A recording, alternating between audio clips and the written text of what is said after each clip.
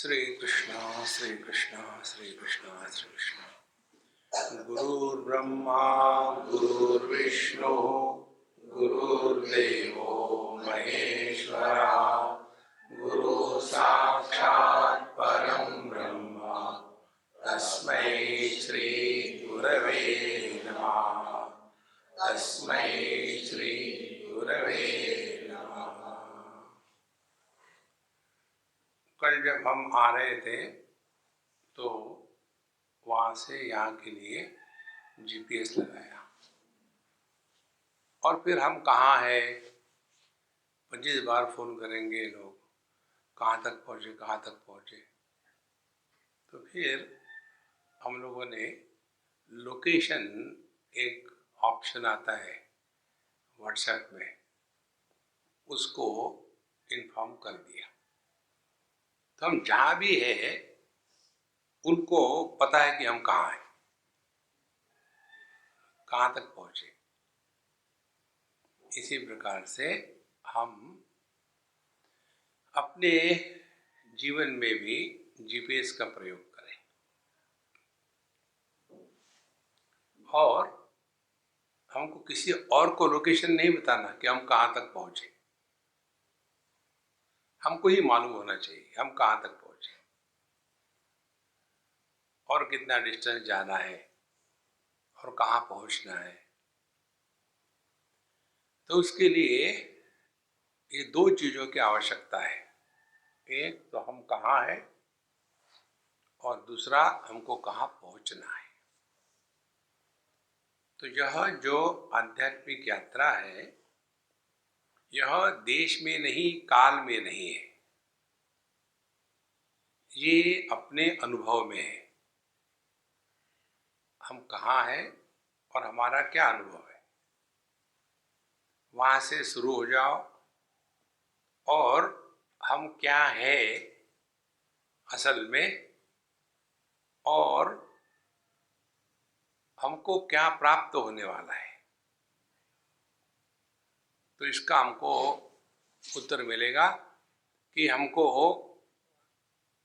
किसी चीज की प्राप्ति नहीं होनी है, कुछ प्राप्त नहीं होगा। और यह जो यात्रा है ये ना तो काल में है ना देश में है। यात्रा जरूर है लेकिन ये देश काल में नहीं है। इसके लिए समय भी कुछ नहीं लगता,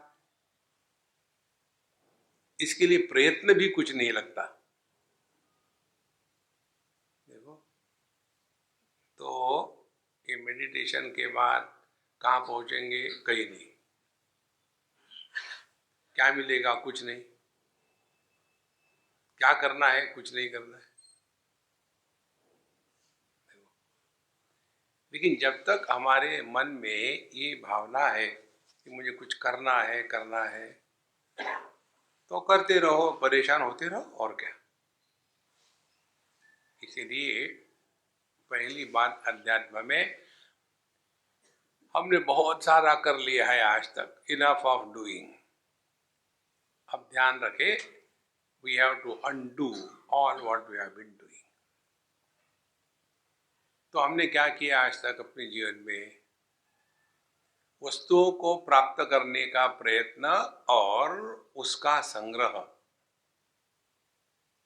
ये किया। और इसके कारण हम ढक गए हैं उसके पीछे। जैसे जब हमारा ध्यान विषयों की तरफ होता है तब हमारे इंद्रिय ढक जाते हैं। जैसे मैं आपकी तरफ देख रहा हूं, आप मेरी तरफ देख रहे हैं,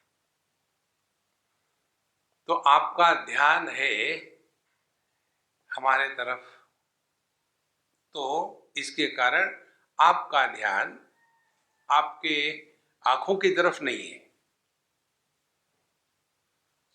और चूंकि ध्यान हमारे तरफ है, जगत के रूप रंग के तरफ है, तो पूरा ज्ञान क्या होगा?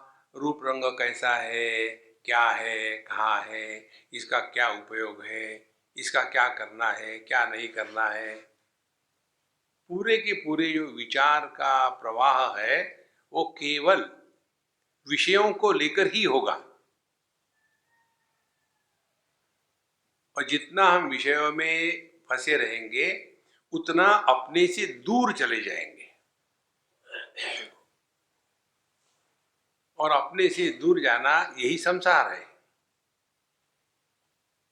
अपने से दूर होने के क्या लक्षण है, क्या लोकेशन, किस लोकेशन पर हम है, ये पता चलता है कि हम कहाँ हैं। तो यदि हम विषय में हैं तो विषयों के विषय विचार हो गए,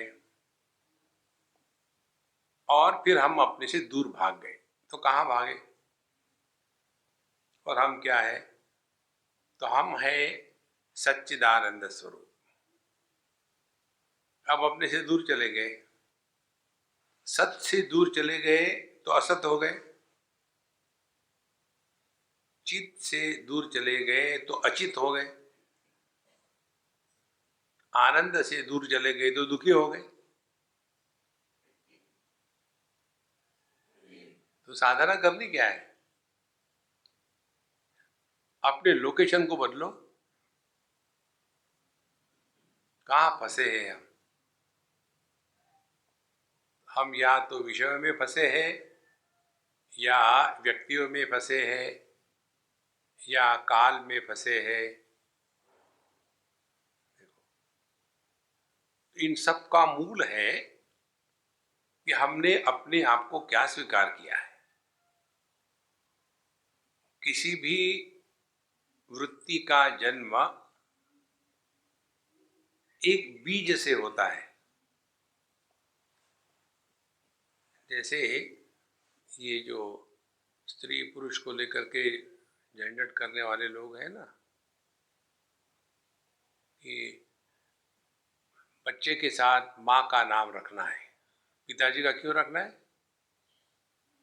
जो ज़्यादा ही प्रोग्रेसिव कंट्री होते हैं ना, उसमें लड़के के साथ बच्चे के साथ केवल माँ का नाम होता है, बाप का नाम नहीं होता, मालूम भी नहीं होता उनको। तो हम जो बीज बोते हैं आम का, तो पेड़ पृथ्वी का नहीं होगा, आम का ही पेड़ होगा। देखो, फिर पृथ्वी तो सबके लिए सामान्य है, प्रकृति। तो हम ऐसा कहेंगे क्या कि ये पृथ्वी का पेड़ है, ये भी पृथ्वी का पेड़ है। पेड़ बीज का होता है, तो पुरुष बीज प्रदान करता है और फिर वहां से पेड़ पैदा होता है बीज से। इसी प्रकार से हर एक विचार के मूल में एक बीज है, और वो बीज है somebody, कोई व्यक्तित्व है। हमने अपने आप को किसी एक व्यक्तित्व में ढाला है कि मैं अमुक अमुक हूं। जहां कुछ बन गए वहां से विचार शुरू हो गए। और हम कब बनते हैं, जब हम जागृत अवस्था में प्रवेश करते हैं तो हमने अपने स्थूल देह का साथ तादात्म्य किया। उसके पश्चात फिर पति पत्नी भाई बहन माँ बाप सास ससुर ये सब पैदा हो गए। और फिर ये जो हम बने हैं, ये बनने के बाद जब हम ध्यान को बैठेंगे, पति होकर के ध्यान को बैठे तो क्या इष्ट देवता होगी, बेलन देवी। यदि पिता बनकर के ध्यान में बैठे तो इष्ट देवता होगी पुत्र। क्योंकि बनो मत बाबा, यही सब साधना है। और हम कैसे बनते हैं, केवल देहात्म भाव से, दूसरा कोई कारण नहीं इसका। और देहात्म भाव का कोई लॉजिक भी नहीं है। इसीलिए ध्यान के अभ्यास का डेस्टिनेशन क्या है, क्या हमको प्राप्त करना है, जब ये बात मालूम नहीं तो हम लोग कल्पना करते, मैं ध्यान के लिए बैठा था, मुझे लाइट दिखा, मुझे घंटी सुनने को आई, शंख ध्वनि आया, मालूम ही नहीं कहाँ पहुंचना है। तो आप जो भी कर रहे हो अध्यात्म के नाम पर, उसमें इसको स्पष्ट याद रखना है कि अपने जीवन का लक्ष्य देहात्म भाव की निवृत्ति, नहीं तो केवल अपनी इच्छाओं को पूरा करना, चमत्कारों में फंसे रहना, यही अध्यात्म हो जाता है। इसलिए हमको ये लक्ष्य स्पष्ट हो गया, देहात्म भाव की निवृत्ति।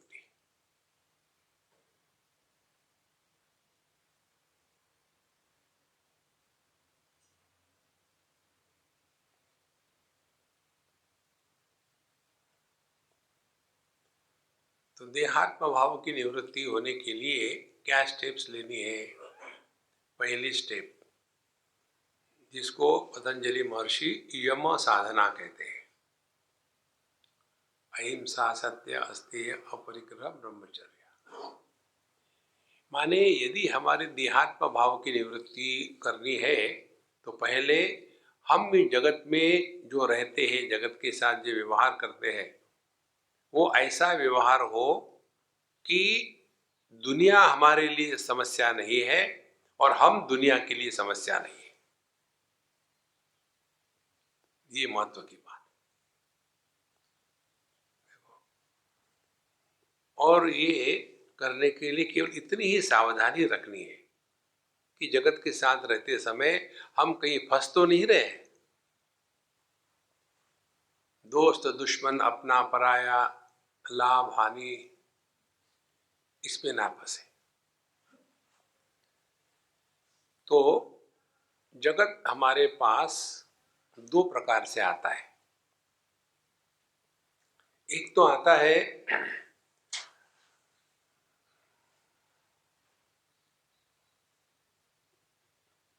द्वंद्व के रूप में।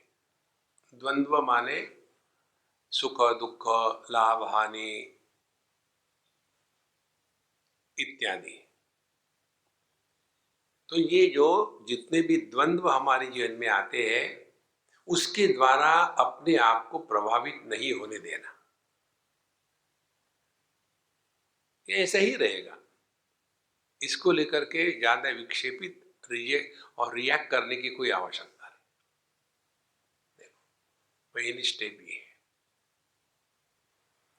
तो कैसे रिएक्ट नहीं करना? अपने मन के संतुलन को नहीं खोना। देखो, एक कहानी आती है योग वशिष्ठ में,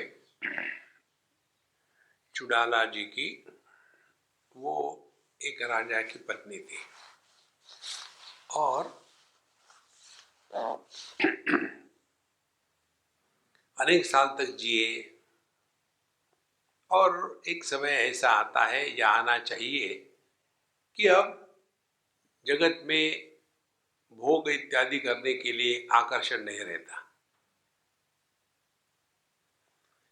उनका भी वही हो गया। फिर उन्होंने सोचना शुरू कर दिया कि ये क्या है जीवन, आज तक क्या किया हमने। और फिर सत्संग में उनको पता चला कि अपना कल्याण केवल अपने स्वरूप के अनुभव से ही होता है। तब वो उसके पीछे लग गई। सत्संग सुना, सत्संग में सुनने के बाद उसके ऊपर अमल किया।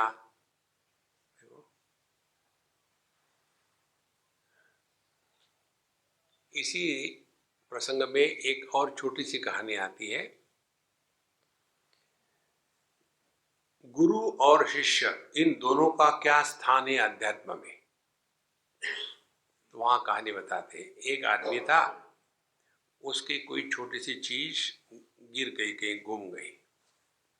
तो उसने किसी को पूछा, भाई मेरी एक चीज़ गुम गई, कहीं आपने देखी क्या? बोले यही कहीं होगी, ढूंढ लो अच्छी तरह से, गिरी होगी तो निश्चित मिलेगी, नहीं होगी तो नहीं मिलेगी, होगी तो निश्चित मिलेगी, ढूंढ लो ठीक से। बोले ठीक है, और ढूंढने लग गए। पूरा जंगल को छान मारा, 1 घंटा नहीं, 2 घंटे नहीं, 1 दिन नहीं, 2 दिन, 3 दिन तक खूब छान मारा। और वो छानते छानते जो चीज ढूंढ रहा था वो तो नहीं मिली, लेकिन वहां उसको चिंतामणि मिल गया है। देखो क्या ढूंढने को निकला था, एक छोटी सी चीज मिला, क्या? चिंतामणि। हम निकलते हैं कि मैं दुखी कौन हूं, मैं कौन है, ढूंढने को निकालो और परमात्मा की उपलब्धि होगी। तो ये कहानी भी वो बताते हैं कि गुरु का कार्य केवल उतना ही है कि बताया इस रास्ते से जाओ। देखो, नहीं गुरु महाराज आप उठा के ले जाओ। देखो ये जो है ना, गुरु गुरु करके आलसी बनते हैं ये लोग। आलसी आदमी को कुछ नहीं मिलेगा। तो जो बताया है उसके अनुसार हमको अपने जीवन को ढलाना है। तो उस चुड़ाला ने भी यही किया, अपने जीवन में उसने चिंतन शुरू कर दिया, क्या मैं ये देह इत्यादि हो सकती हूँ। एक एक चीज को लेकर के, देह नहीं, इंद्रिय नहीं, मन नहीं, प्राण नहीं, बुद्धि नहीं, ये सब निकल करके फिर मैं कौन हूँ, फिर भी मैं हूँ, कौन की क्या जरूरत है, होना काफी है। देखो, और फिर उसमें वो स्थिर होने लग गई। और जैसे वो स्थिर होने लग गई तो उसके लक्षण दिखने लग गए। पहला लक्षण था, उसके जीवन से वस्तुओं के प्रति आकर्षण शून्य हो गया। दूसरा लक्षण, क्रोध समाप्त हो गया। तीसरा लक्षण, आलस्य, निद्रा, प्रमाद से वो ऊपर उठ गई। और चौथा लक्षण, उसके जीवन में मानो नया जन्म हो गया। तो एक दिन पति महाराज पत्नी को मिले और कहते हैं, हे तुम आजकल बड़ी सुंदर लग रही हो, कहीं ब्यूटी पार्लर से तो नहीं आई? क्या कारण है? तुम्हारे आंखों में तेज है, तुम्हारा चेहरा कितना अच्छा लगता है देख करके, क्या किया तुमने? मैं तो थक गया हूं, दोनों बूढ़े थे, ये तुम तो एकदम जवान लग रही हो, क्या कारण है? तो वो बताती है कि अब मेरे मन में कोई इच्छा नहीं, कामना नहीं, क्रोध नहीं, मैं संतुष्ट हूं, प्रसन्न हूं। ये जब बताती है तो पति को समझ में नहीं आता। जिसको समझ में आएगा वो पति नहीं होता, पति को समझ में नहीं आता। और फिर पति महाराज समझ में नहीं आता तो कहते, लगता है ये सरक गई है, कुछ तो भी हो गया है, इसको डॉक्टर के पास ले जाना पड़ेगा। तो चुड़ाला को बड़ा दुख होता है, इस आदमी को समझ में नहीं आ रहा क्या करे। तो छोड़ो, क्या कर सकते हैं, अपने काम में लग जाओ। देखो, तो उसमें जो गुरु बताते हैं वो हमको करना है। तो हमको अध्यात्म में क्या बताते हैं, केवल 2 ही शिक्षा है, तीसरी नहीं। पहली देहात्म भाव की निवृत्ति, यया यया भवेत् पुंसाम प्रवृत्ति प्रत्यगात्मनि, जिसके जिसके द्वारा हम जिसको पकड़ के रखे हैं उसको छोड़ करके स्वरूप में चल पड़े, तो वो साधना है। तो किसको पकड़ के बैठे हम, दुनिया के लोगों को, दुनिया को, तो उससे अपने आप को वापस लौटाना है। तो कैसे लौटाना है? एक तो हम किसी के लिए समस्या न बने, और किसी को समस्या के रूप में स्वीकार न करें।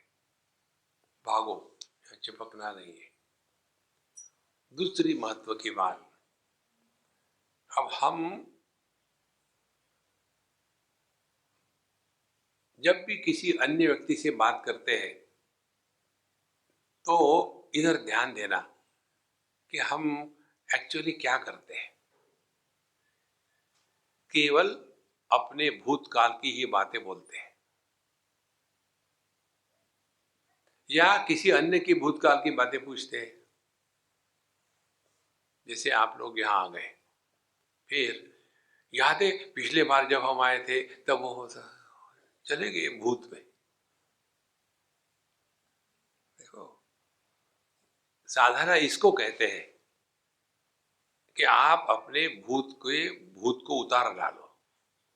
जिसको भूत चढ़ा रहता है ना, वो आदमी का व्यवहार कैसा भयानक होता है। कोई भी अपने भूतकाल की बात नहीं करने का संकल्प लेकर के रहे। फिर क्या बोले, कोई जरूरत नहीं बोलने की। देखो, तो जैसे जैसे हम इसका अभ्यास करेंगे तो एक दिन प्रभु कृपा से पता चलेगा कि भूतकाल केवल देह का होता है, हमारा नहीं। देह बचपन था, देह में जवानी थी, देह में मिडिल एज था, देह में बुढ़ापा है, हम में कुछ नहीं है। एकदम परिवर्तन आ जाता है जीवन में। इसीलिए पहले यम साधना का तात्पर्य ये है। कई बार ऐसा होता है कि हम किसी को कुछ बताए जा रहे हैं तो अगला सुनना चाहता है या नहीं सुनना चाहता है। हम बता रहे हैं, बोले बोले, हमको ये ध्यान नहीं है कि अगले को इसमें इंटरेस्ट नहीं है। लेकिन हम इतने इंस्पायर हो जाते हैं अपने भूत से कि भूत लग गया। एक स्कूल में बच्चों को पूछा टीचर ने, ऐसे आदमी को क्या कहते हैं जो बोलते रहता है भले अगले सुनना चाहे या न चाहे, क्या कहते हैं आदमी को? तो उसने बताया teacher. Who wants to listen? हम बोले जा रहे हैं, हम उस कैटेगरी में हम बोलते हैं, अब सुनते कितने हैं प्रभु। देखो, तो अपने भूतकाल को न ले आवे। जब आप अपने भूतकाल को नहीं लाओगे तो दूसरे के भूत को नहीं पूछोगे तुम्हारा भूत कहाँ गया। कोई जरूरत नहीं। तब आप धीरे धीरे देहात्म भाव से निवृत्त हो रहे हो। स्मृतियों को डिलीट कर डालो। लेकिन बुढ़ापे में स्मृतियों की सिवा दूसरा कुछ होता ही नहीं। अब बूढ़े लोगों का फ्यूचर क्या है, मेरा फ्यूचर क्या है? कुछ नहीं, नो फ्यूचर। लेकिन फिर उसी में फंसे रहते, हमें मरने के बाद क्या होता है। लोग सुखी होंगे। देखो, जब जिंदा है तब कुछ नहीं हुआ, तो मरने के बाद क्या हो रहा है? तो पहले जगत से अपने आप को उपरत कर लिया। दूसरी बात आती है यम साधना, जिसमें हमको ये देखना है कि हम अपने लिए समस्या नहीं है। मनुष्य स्वयं के लिए जितनी समस्या होता है उतनी अन्य के लिए नहीं होता। क्योंकि हम अन्य के लिए समस्या बनेंगे तो उठ के चला जाएगा। जब हम अपने लिए समस्या होते तो कहां जाओगे? Wherever you go, there you are। देखो कितनी सरल बात है ये। और हम अपने लिए समस्या इसीलिए होते हैं कि हम में डिसिप्लिन नहीं है।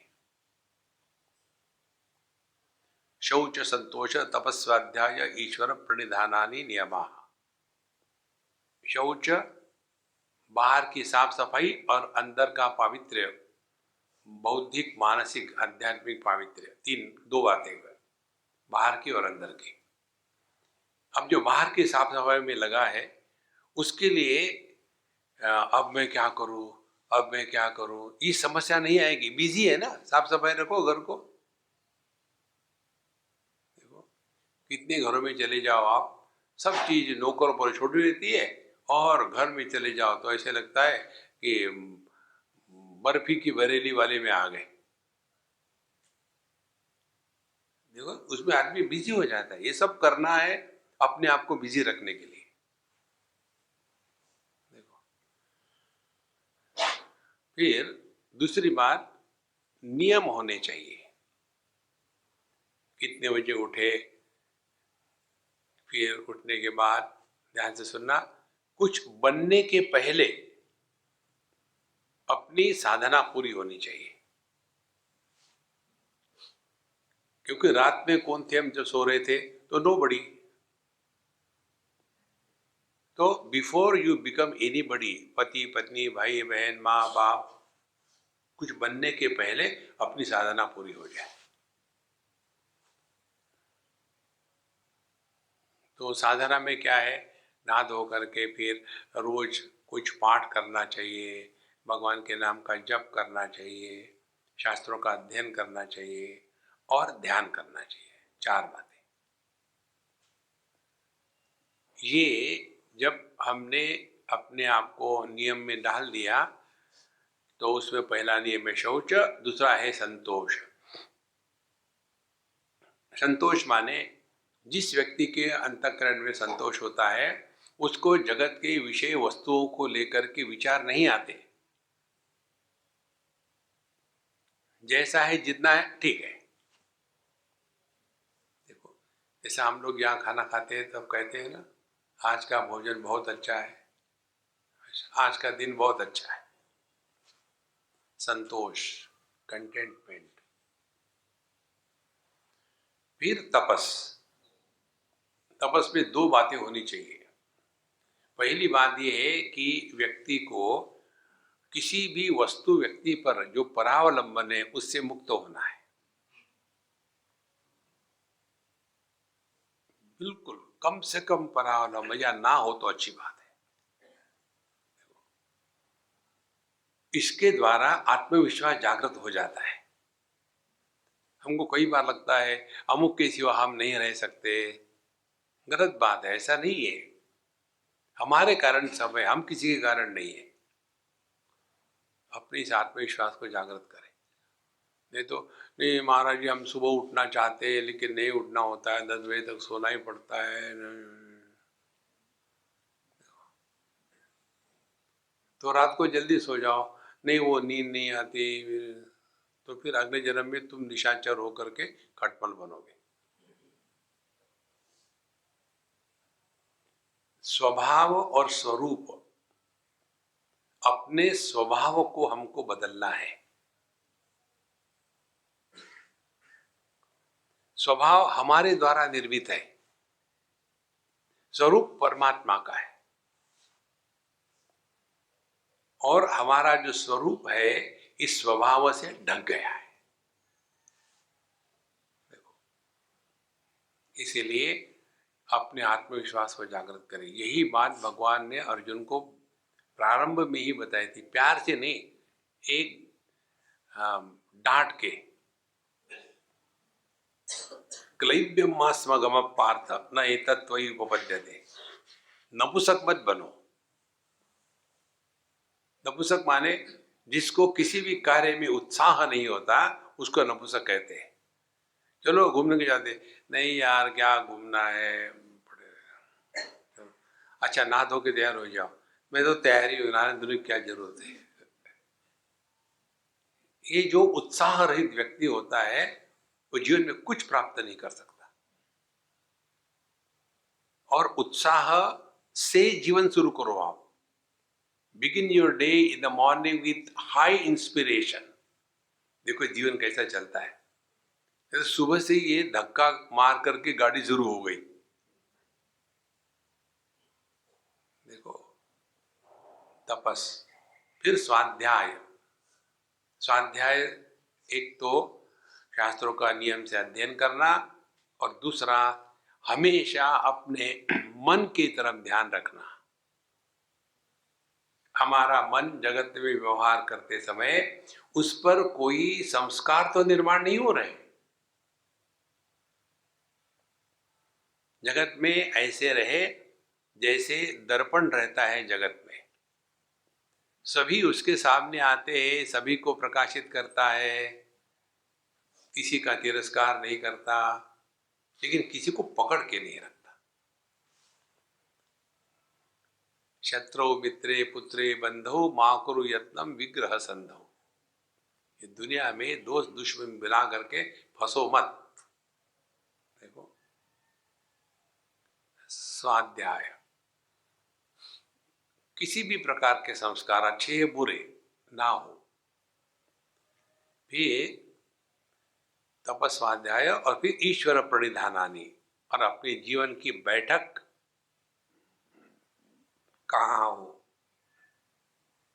एक बार हमारे अंग्रेज की बात है, हम किसी के घर में थे, तो वहाँ जब सुबह में हमेशा के उठ गए जल्दी और नहा धो करके हम अपने बैठ गए, बिस्तर भी बैठ गए, बाकी जगह नहीं थी बैठने को, बैठ गए। तो वो हमको बुलाने आई, स्वामी जी नाश्ते के लिए आई है, कमरे में आ गई ऊपर। तो हम तो बैठे बैठे सो गए थे, तो वो बेचारी वापस चली गई और कहती है, स्वामी जी माफ़ करना, आप ध्यान में बैठे थे, मैंने डिस्टर्ब किया आपको। हमने देखो भाई ध्यान कभी नहीं करता। फिर आप क्या कर रहे थे? हमने कहा हम कन्हैया की गोद में बैठे थे। ईश्वर प्रणिधान, ध्यान के लिए आसन पर मत बैठो, भगवान की गोद में बैठो।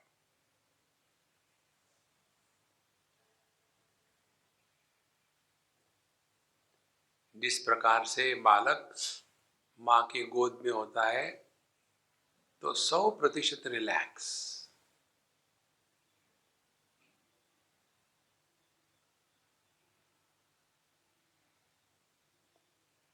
आपको चिंता ही नहीं, ना भविष्य की ना भूत की स्मृति नहीं, और इसीलिए केवल वर्तमान में।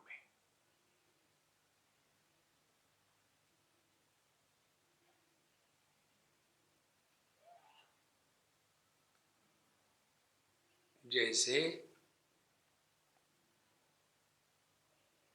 अंधकार में एक छोटा सा कैंडल बड़ा तेज पुंज दिखता है, और वही मोमबत्ती आप दिन को सूर्य प्रकाश में रखो तो उसकी ज्योति दिखती तक नहीं। उसी प्रकार से यदि हम असल में प्रभु की गोद में बैठे हैं तो हम गायब हो जाएंगे।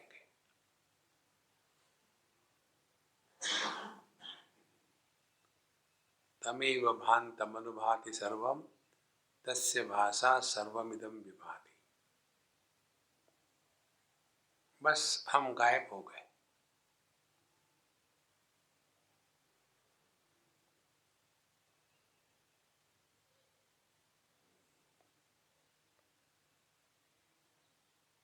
और हम जब गायब हो गए तो मेडिटेशन अच्छा है बुरा है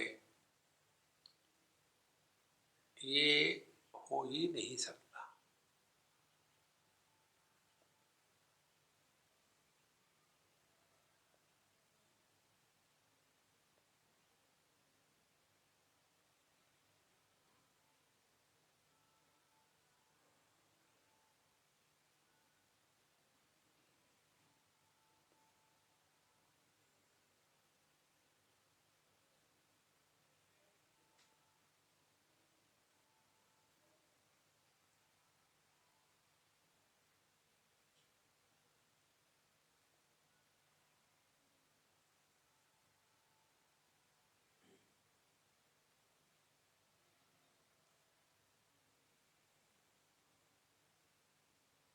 हम शरीर से ऊपर उठ भी गए तो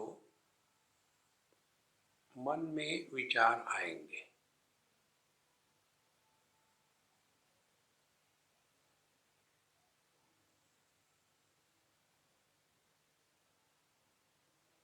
तो मन में विचार आने का कारण हम प्रभु की गोद से उठ गए। यदि यह भावना दृढ़ रहे कि हम भगवान की गोद में हैं, भगवान हमारे हृदय में है,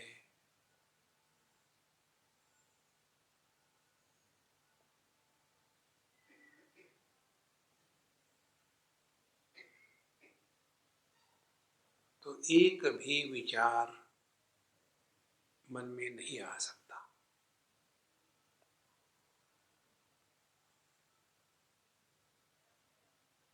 जैसे छोटा लाइट हो तो हम देख सकते हैं, लेकिन बहुत ही तेज पुंज प्रकाश हो, सूर्य के प्रकाश के जैसा, तो हम जिन आंखों से देखते थे वही आंखें एकदम उपयोगी नहीं होती। उसी प्रकार से हमारा मन केवल परिच्छिन्न के बारे में ही सोच सकता है, परिपूर्ण में मन गायब हो जाता है।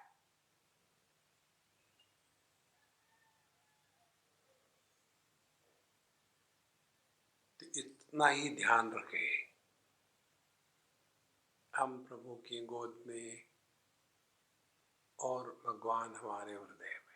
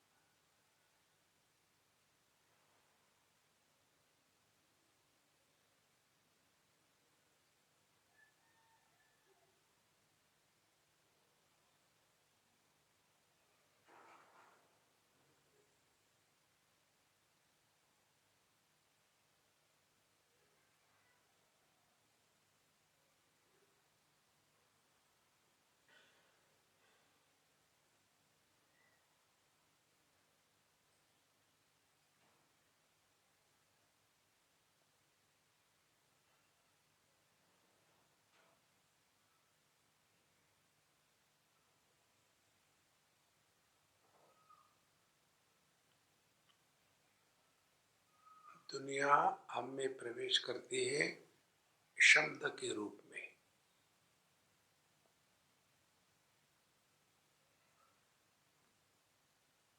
तो शब्द के दरवाजे को बंद कर दें।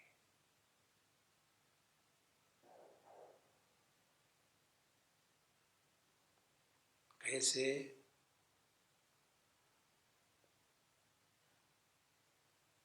शांति का श्रवण करें।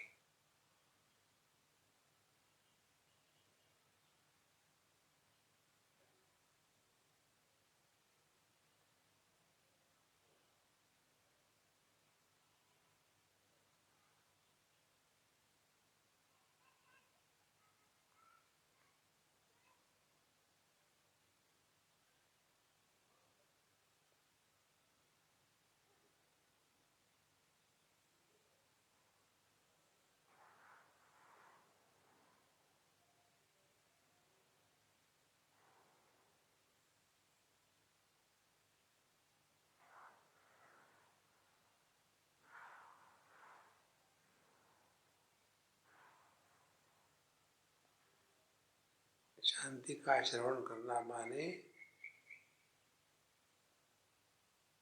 शब्द के द्वारा प्रभावित नहीं होना।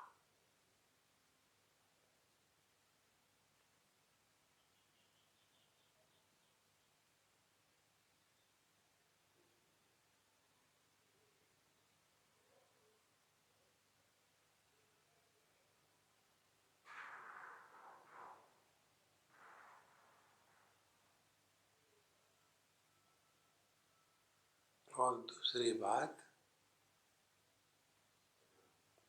अपने आप से बोलना बंद कर दें।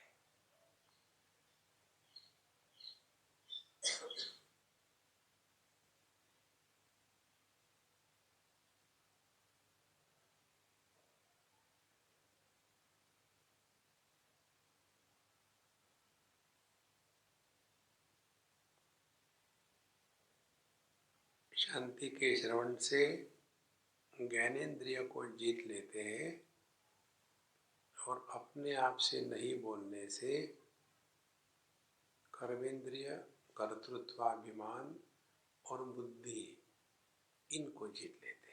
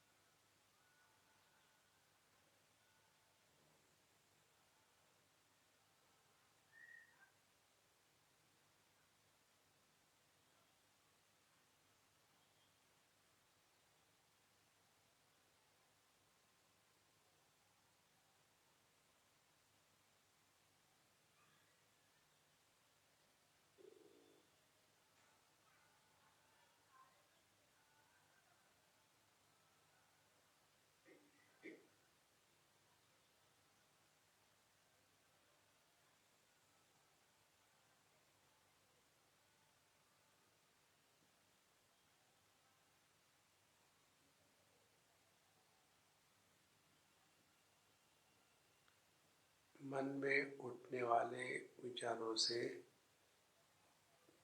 झगड़ा न करें। रिमेन इंडिफरेंट, उदासीन रहे।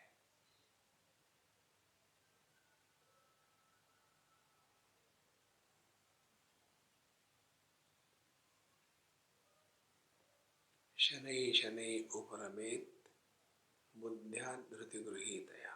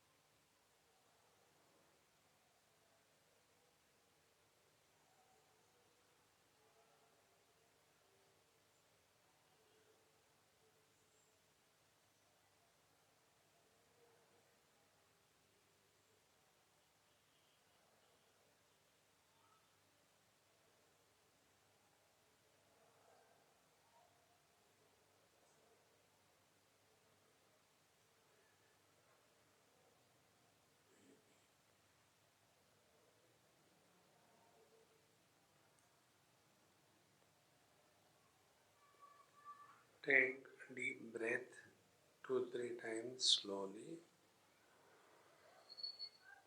and observe how the mind includes the body in its womb and move the toes and fingers and see how the concept I am inside the body and the world is outside has become real. And we become somebody. Offer this at the feet of the Lord. Om Purnamadaha Purnamidam Purnat Purnamudachyate Purnasya Purnamadaya Purnamevavashishyate. Om Shanti Shanti Shanti. Hari Om. Shri Gurubhyo Namaha. Hari Om.